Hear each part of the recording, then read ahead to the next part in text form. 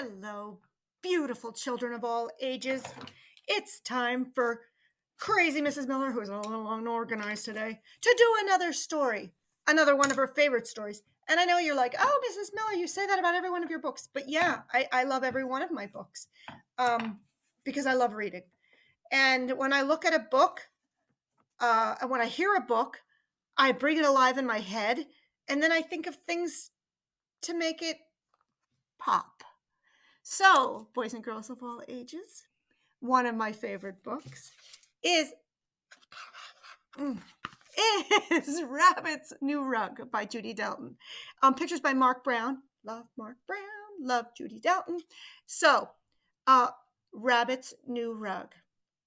Good moral at the end of the story, which means lesson. So, listen, boys and girls. See if you can get it before I tell you.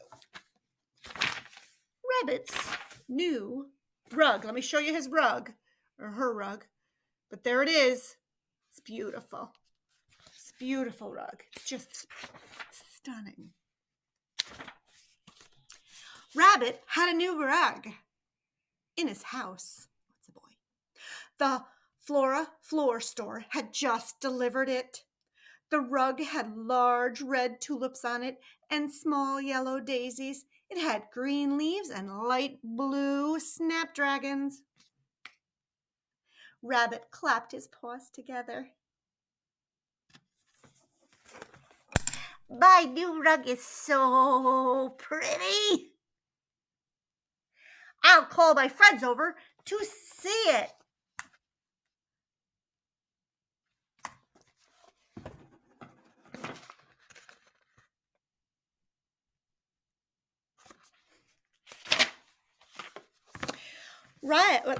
Rabbit dialed Fox's number. Hello? Hello? I got a new rug. Come on over.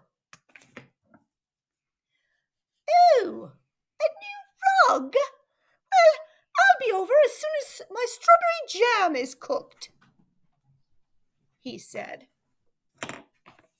Then Rabbit called Owl. Hello? Hello, Owl? Can you come see my new rug?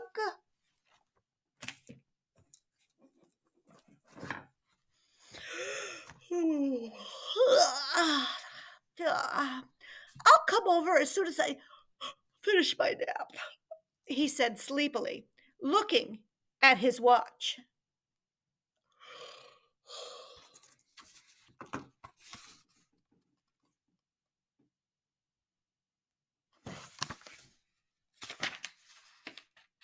Rabbit waited at the door for his friends. When Fox arrived, here's Rabbit waiting. When Fox arrived, he looked over Rabbit's shoulder and he said, "What a beautiful rug! What fine-looking red flowers! Red is my favorite color, you know." Fox began to walk into the house.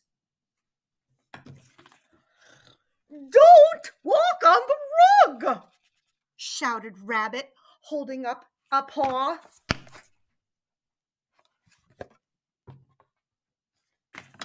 "Look, Rabbit, you invited me over. Am I supposed to stand outside?"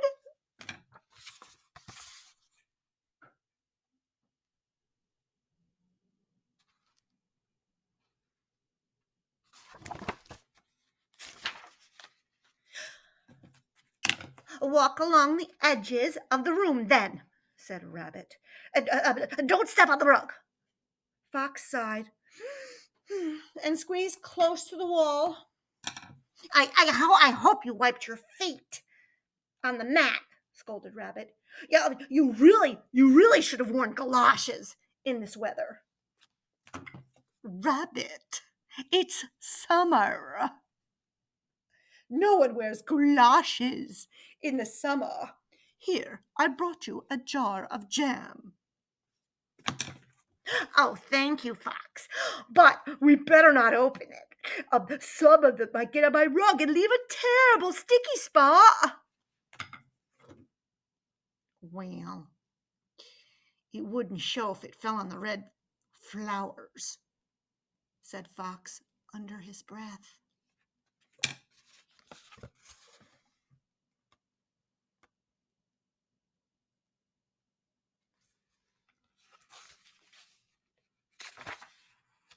Soon Owl came to the door, and he handed Rabbit a plate of brownies. That's not my buddy. Where's my buddy? Here's my buddy.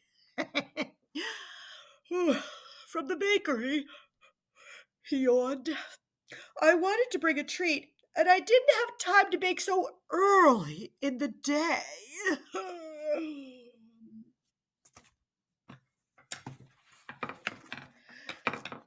Early, said Fox. It's 2:00. The day is half over. Oh, not for me, said Owl. It hasn't even begun yet.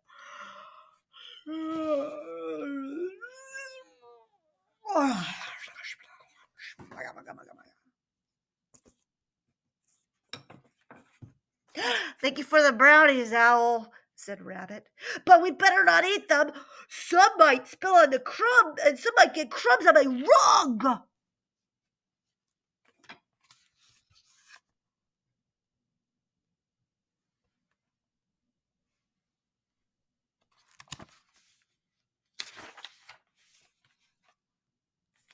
Owl looked at the rug. What a fine rug, Rabbit. Almost too pretty to walk on.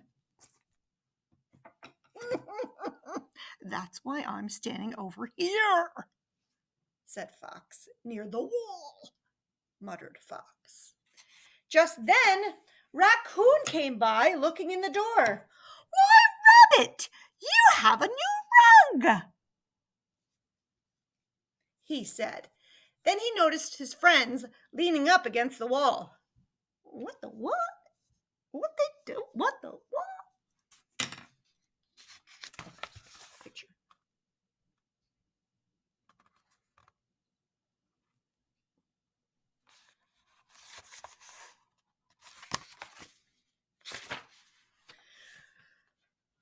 Raccoon wondered why they were standing there. But before he could say anything, Rabbit asked, Are you molting, Raccoon? Black hair would look terrible on my new rug.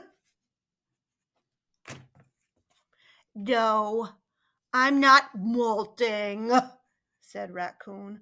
I think birds molt, he said, frowning at Owl.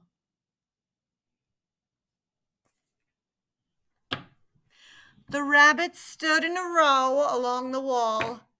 They admired Rabbit's new rug. Oh, the flowers look real enough to pick, said Fox. Oh, the sun makes them sparkle, said Owl.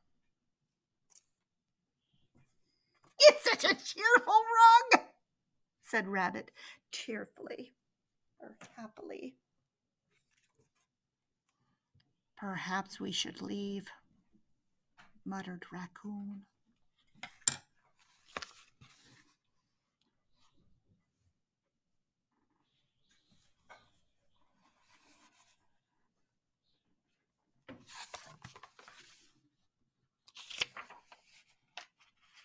The animals filed out the door.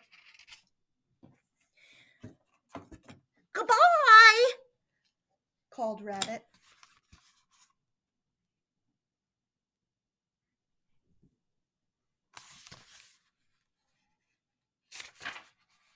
The next day, Rabbit admired his rug all day long. He felt how soft it was. He vacuumed and brushed it 3 times. He used the carpet sweeper twice. Oh, what a handsome rug, he said to himself. I have never seen another like it. No one in the woods has such a colorful one.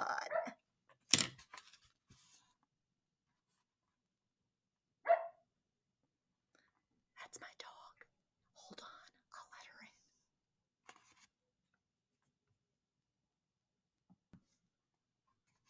I love the pause button.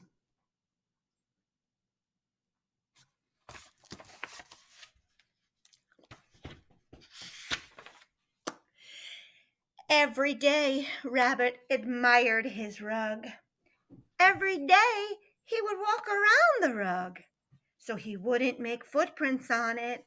And every day, he was alone. Oh, Rabbit. No one came to see him. A week went by.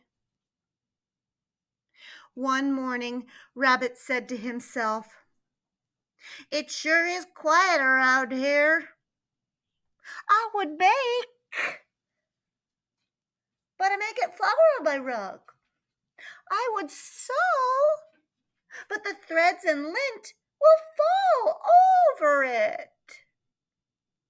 Fall all over it. Oh, Rabbit, what a conundrum.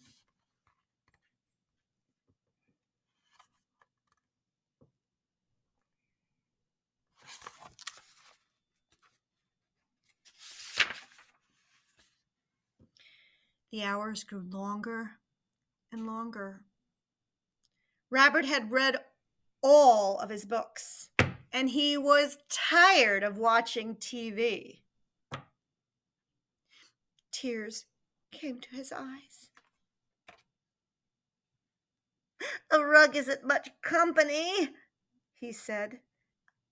"I miss my friends." The next day, Rabbit called Fox. I was going to do my phone again, but I don't know what I did with it. So, here's the cell phone. Let's see. Who did he call? He called Fox and Owl and Raccoon. He didn't text them. He called them. All right. And he said, "I'm having a party this afternoon, and and he said to each of them, I would like you to come."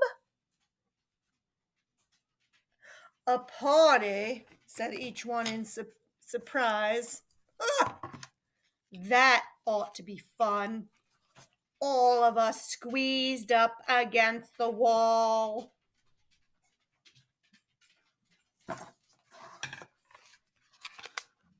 Here's Rabbit doing all his reading. He doesn't look too happy. But there he is, saying his friends. His friends are like squeezed up against the wall. Meanwhile, Rabbit hung balloons and streamers in his living room, and he put flowers on the table, and he planned games and brought prizes for the winners. Winners.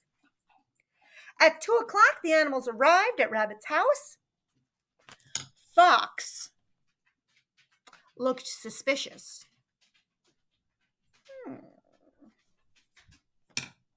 Raccoon looked doubtful. And Owl looked sleepy.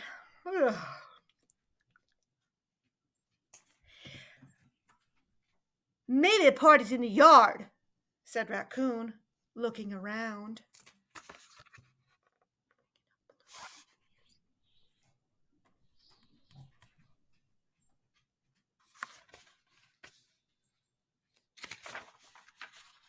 Just then, Rabbit opened the door.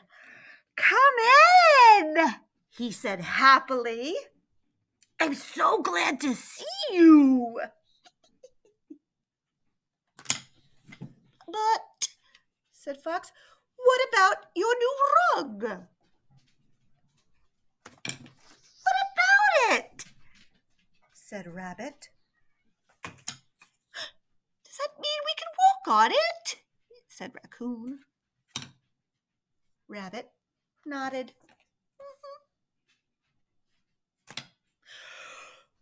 "Well, I'll be," said Owl, rubbing his eyes. And so they all went inside.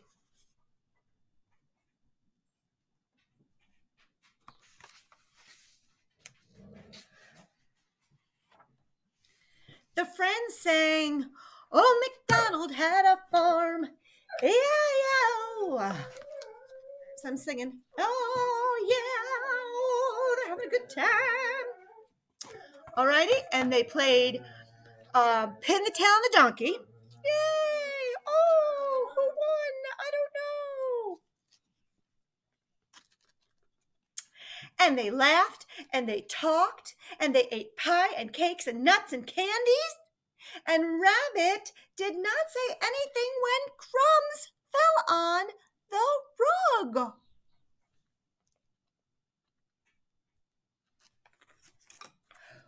What a great party, said Fox. What great food, said Raccoon. What a fine rug celebration, said Owl, who was wide awake now.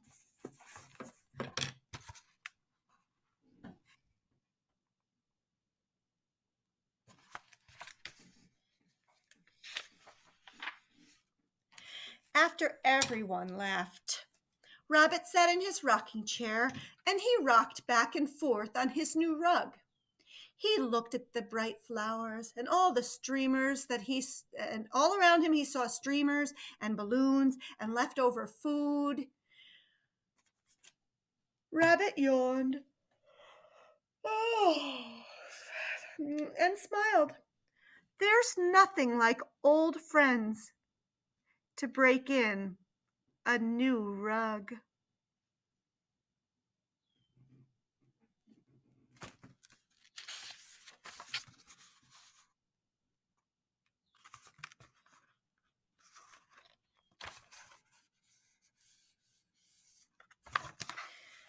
So I'll just read that line again because that's the end of the story. There's nothing like old friends to help break in a new rug. So did y'all hear that last line? Because that is the moral. And if you're saying, Mrs. Miller, I know, it's that material things cannot replace friends and family, you are absolutely right, boys and girls. I love you.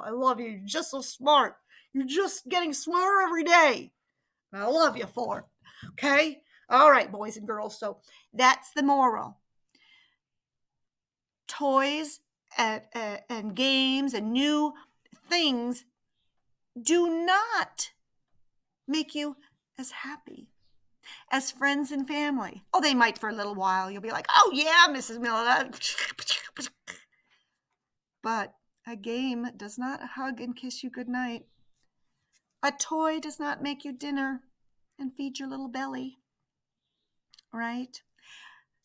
Families, friends, they fill up your life with love, love,